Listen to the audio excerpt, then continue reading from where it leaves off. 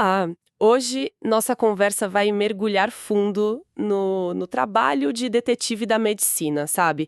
Especificamente na urologia. Vamos explorar a propedêutica urológica, que é, assim, um nome técnico, para todo o processo de investigação que leva um médico de uma queixa vaga, tipo uma dor, até um diagnóstico preciso.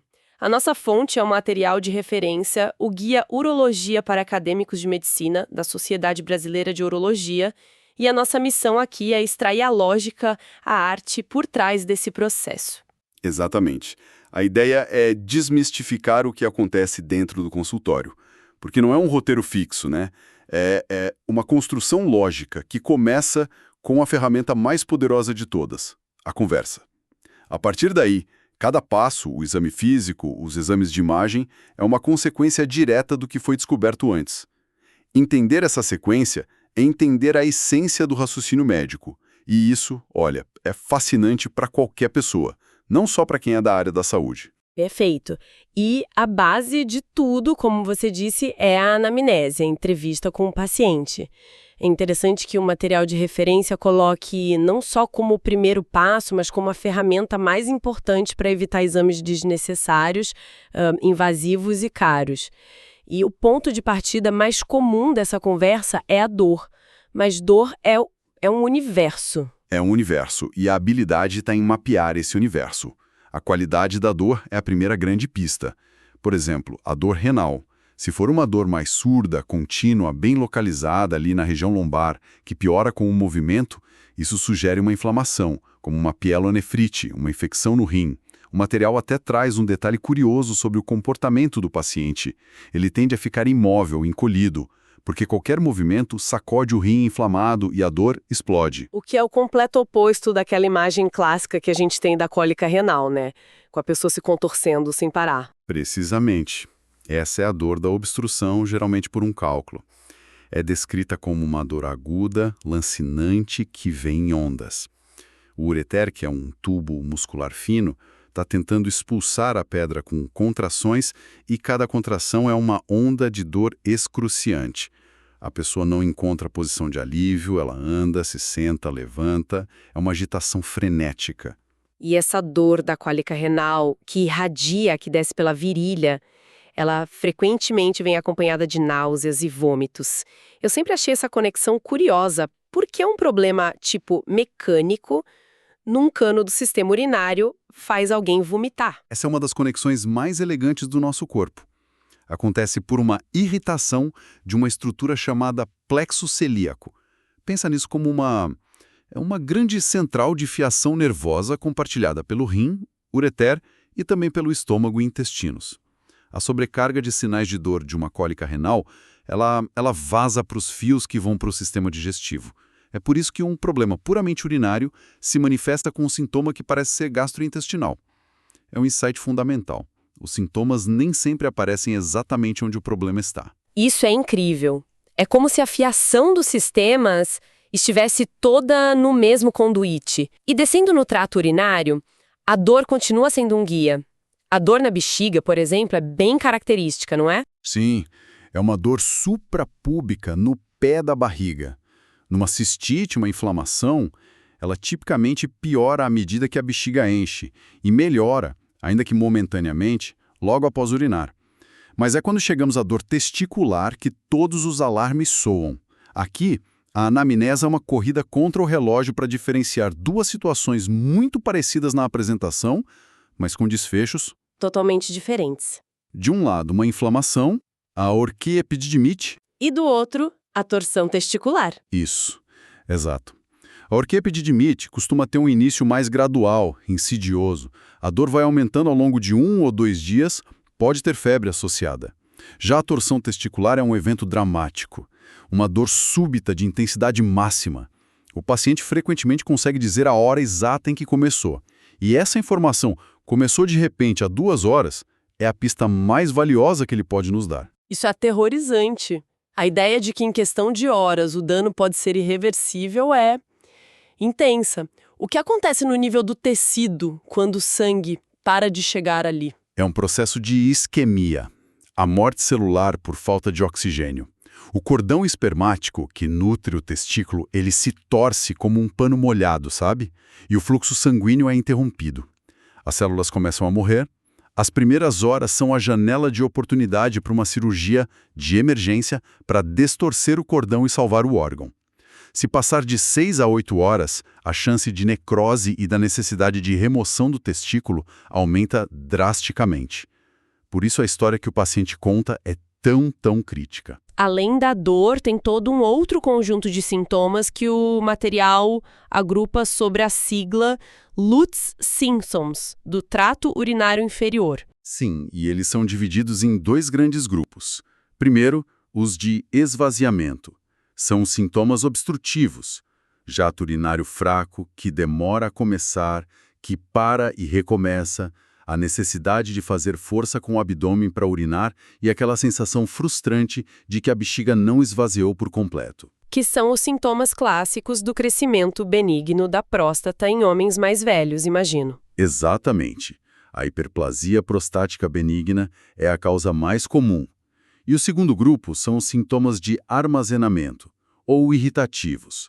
É a urgência, aquela vontade súbita e desesperadora de ir ao banheiro, a polaciúria, que é o aumento da frequência durante o dia, e a noctúria, que é o hábito de acordar uma ou mais vezes durante a noite para urinar. Para dar uma dimensão mais objetiva a essas queixas, o material menciona algumas ferramentas, como questionários. Um deles é o IPSS. Isso. O IPSS é o Score Internacional de Sintomas Prostáticos. É um questionário simples, com 7 perguntas sobre esses sintomas que a gente acabou de citar, onde a pessoa dá uma nota de 0 a 5 para a frequência de cada um. A grande vantagem é que ele transforma queixas subjetivas como "meu jato está meio fraco" num número, numa pontuação. Isso permite não só avaliar a gravidade inicial, mas também monitorar a resposta ao tratamento ao longo do tempo. É a busca por dados objetivos. E a conversa não termina nos sintomas. A investigação do histórico é crucial. Histórico familiar de câncer de próstata ou de cálculos, por exemplo. Mas o que me chamou a atenção foi o alerta sobre medicamentos de uso comum. Sim, isso é fundamental. Um exemplo clássico são os descongestionantes nasais. Muitos contêm substâncias como a pseudoefedrina, que contraem a musculatura da saída da bexiga. Para a maioria das pessoas, isso não tem efeito. Mas para um homem que já tem uma próstata aumentada, com uma obstrução parcial, esse aperto extra pode ser o suficiente para fechar a passagem de vez e causar uma retenção urinária aguda. Espera um pouco. Então a mesma substância de um remédio para resfriado pode, em teoria, levar um homem mais velho para uma emergência médica? É uma daquelas conexões que a gente jamais faria sozinha. Exatamente. E é por isso que a anamnese detalhada, perguntando sobre todos os medicamentos em uso, é tão importante. A causa do problema pode estar na farmacinha de casa. Então, depois dessa conversa detalhada, a história do paciente já pintou um quadro bem claro. Mas é um quadro incompleto. O próximo passo é confirmar essas suspeitas com as mãos, sentir o que está acontecendo. É aqui que a investigação se torna tátil. E o exame físico começa de cima para baixo. Os rins em adultos geralmente não são palpáveis, a não ser que estejam muito aumentados. Mas existe uma manobra clássica, o sinal de Giordano, é uma leve batida, uma punho-percussão, na região lombar. Se essa vibração causar uma dor aguda, é um sinal muito forte de que há uma distensão da cápsula renal, seja por inflamação ou obstrução. Descendo para a bexiga, no caso da retenção urinária que você mencionou, o sinal é bem mais óbvio, certo? Inconfundível. A bexiga cheia de urina que não consegue sair se torna palpável acima do osso púbico. É o que a gente chama de bexigoma ou globo vesical, uma massa arredondada, firme e geralmente dolorosa, que em casos extremos pode chegar até a altura do umbigo. E então chegamos a um ponto central, especialmente no homem: o exame de toque retal. É um exame cercado de tabus, mas fundamental para avaliar a próstata. O que exatamente ele revela? Ele revela informações que nenhum outro exame consegue dar. Ao introduzir o dedo no reto, o médico consegue palpar a parede posterior da próstata. Ali se avalia 4 coisas: o tamanho, os limites, a consistência e a presença de irregularidades ou nódulos. O material usa uma analogia que eu achei fantástica para descrever a consistência normal. É uma analogia clássica e perfeita. Para saber como é a consistência normal da próstata, junte o seu polegar e o seu dedo mínimo. Sinta essa parte mais gordinha na base do polegar, na palma da mão. É essa textura, firme, mas elástica. É o que os médicos chamam de consistência fibroelástica, da eminência tenar. É fascinante como essa técnica, que é tão antiga, ainda se mantém insubstituível. Com tanta tecnologia de imagem, eu imaginaria que já teríamos um scanner que pudesse dar essa mesma informação tátil, mas pelo visto ainda não chegamos lá. Ainda não. O dedo treinado de um examinador experiente consegue sentir nuances de textura que são muito difíceis de replicar. E é o contraste com essa normalidade que acende os alertas. Se em vez dessa consistência elástica, o dedo encontra um nódulo endurecido de consistência pétrea, como pedra, a suspeita de câncer é imediata. Se a próstata está aumentada, mais lisa e com a consistência normal, pensamos na hiperplasia benigna. Se ela está mais amolecida, empastada e extremamente dolorosa ao toque, o diagnóstico provável é uma prostatite, uma inflamação. O exame físico não para por aí. Na região do pênis e do escroto, tem outros achados importantes. O material destaca a parafimose como uma urgência. Sim, é uma situação crítica. O prepúcio, a pele que cobre a glande, é retraído e não consegue voltar para a posição normal. Ele forma um anel apertado que estrangula a glande, causando um inchaço intenso e dor. Se não for resolvido rapidamente, pode levar à necrose, dilatação das veias do cordão espermático. E a descrição clássica da palpação, quase visceral, é a de tocar num saco de vermes. É uma descrição que, uma vez ouvida, nunca mais se esquece, porque ela transmite perfeitamente a sensação tátil daquelas veias dilatadas e tortuosas. Falando em sensações táteis, e o nódulo de câncer de testículo, qual é a característica principal? A característica mais importante é que, na maioria das vezes, é um nódulo endurecido e indolor. E essa ausência de dor é traiçoeira. Muitas pessoas associam gravidade à dor. Mas no caso do câncer de testículo, o sinal mais comum é um caroço que não dói, o que pode fazer com que a procura por ajuda seja perigosamente adiada. Qualquer nódulo duro encontrado no testículo é considerado câncer até que se prove o contrário. Ok. Então já temos a história contada pelo paciente e as pistas obtidas pelo exame físico. O caso está se formando, mas agora é preciso uma confirmação, uma imagem do que está acontecendo por dentro. É a hora da tecnologia. Exato. Mas não se trata de pedir um exame para ver tudo. A escolha do método é estratégica. É como escolher a ferramenta certa para um trabalho específico. Os exames de imagem se dividem em dois grandes grupos: os que usam radiação ionizante, como a tomografia computadorizada, e os que não usam, como a ultrassonografia e a ressonância magnética. Vamos pegar alguns exemplos práticos. Para a cólica renal, a suspeita de cálculo, qual é a ferramenta de escolha? Nesse caso, o padrão ouro é a tomografia computadorizada sem contraste. Ela é extremamente rápida e precisa.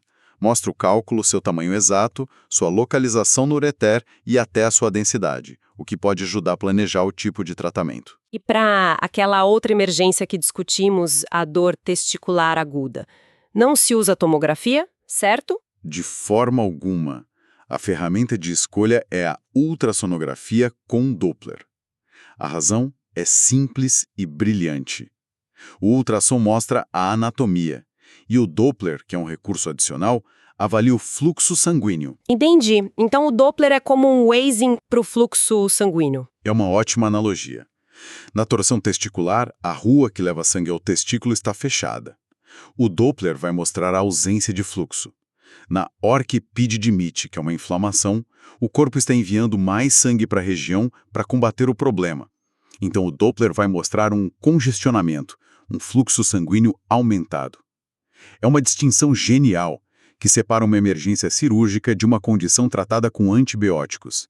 E tudo isso sem usar radiação. E para suspeitas que surgiram lá no toque retal, como um nódulo suspeito de câncer de próstata? Aí entramos no domínio da ressonância magnética, especificamente a ressonância multiparamétrica. O multiparamétrica é a chave. O exame não olha só a anatomia, mas analisa diferentes parâmetros do tecido, como a movimentação das moléculas de água e a chegada de sangue após a injeção de contraste. Células tumorais se comportam de maneira diferente das células normais nesses quesitos. E é aqui que entram aqueles sistemas de classificação, como o PIREDS. Exatamente. O PIREDS é um sistema que padroniza a leitura da ressonância de próstata. Ele dá uma nota de 1, que é muito baixa a probabilidade de câncer significativo, a 5, probabilidade altíssima. Isso foi uma revolução. Antes, os laudos eram descritivos. Área de sinal suspeito. Hoje, eles fornecem um risco numérico. Uma lesão PIREDS 4 ou 5 tem uma indicação clara de biópsia. Já uma lesão PIREDS 1 ou 2 permite muitas vezes apenas acompanhar, evitando biópsias desnecessárias e seus riscos. E existe um sistema parecido para lesões nos rins? A classificação de Bosniak? Sim, o princípio é o mesmo. Padronização. A classificação de Bosniak é usada na tomografia ou na ressonância para avaliar cistos renais, aquelas bolhas de líquido. Ela classifica os cistos de 1 a 4 com base em características como espessura da parede, se há septos ou áreas sólidas. Um cisto Bosniak 1 é simples, benigno, não precisa de nada. Um Bosniak 4 é altamente suspeito de ser um câncer cístico e precisa de cirurgia. Novamente, transforma uma imagem subjetiva em um plano de ação objetivo. Essa mudança de área suspeita para risco calculado parece ser o grande salto que essa tecnologia proporcionou. Muda completamente a tomada de decisão. Muda tudo.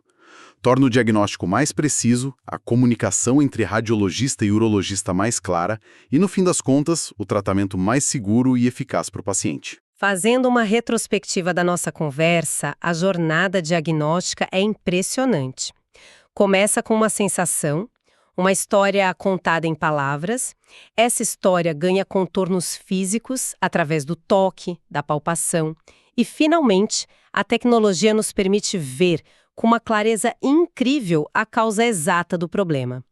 Do sintoma à imagem, é um funil de investigação cada vez mais preciso. É um processo que combina a antiga arte da medicina, que é ouvir o paciente, com a ciência de ponta. Mas essa crescente sofisticação tecnológica nos deixa com uma reflexão. O material que analisamos mostra claramente que a anamnese e o exame físico são a fundação de tudo. No entanto, à medida que a nossa capacidade de ver por dentro com exames de altíssima tecnologia aumenta, surge uma questão importante.